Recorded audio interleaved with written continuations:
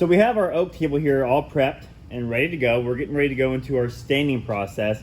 There's always one step you want to do right before you go into your stain. So right now we have this table. We've done our mineral spirits. We've gotten all of our dust off. And now we want to kind of go in with the pre-stain. This is typically a good option for most wood surfaces.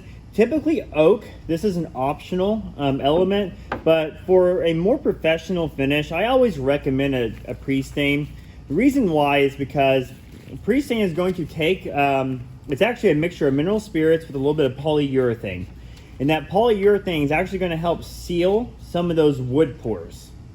Now the reason why we want the wood pores to be sealed is because it's going to allow only a certain amount of stain to go down into your wood levels.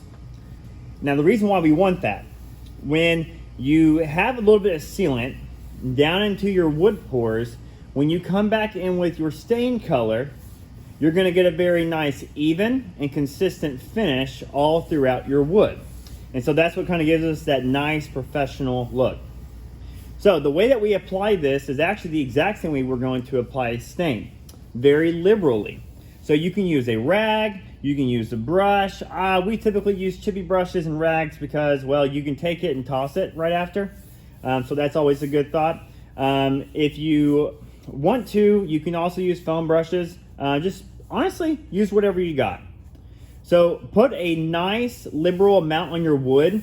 If your wood is puddling a little bit, that's awesome. That's kind of what you want. All different types of wood want to soak in, different amounts of preconditioner and stain. And so what I like to do is you'll kind of start in an area, work your way down. You don't always have to work with the wood grains with this step. It's not really important. You just need to put it on. But if you see some areas that are absorbing a large amounts of the product and it begins to look really dry after you applied, so like maybe like right here in this area, then you can always just add a little bit more. Once your pre-stain has been on your furniture, you want to wait a minimum of 15 minutes. I typically will set my timer on my piece of furniture for at least a 25 or 30 minute ratio. With oak, I will typically do 25 minutes. With my maples or pine, which are more finicky woods to stain, I will typically allow this to sit on there for up to 45 minutes. But what you want to do is you want to allow enough time for that sealant inside your pre-stained wood conditioner to really set in and set up. So we're going to go ahead and finish this table up. And when you're in this step process, just make sure you're getting a nice amount on there. Get your timer on your phone, or if you have a different, a cook timer set it up to about 30 minutes. And once that timer goes off, you can go ahead and begin staining.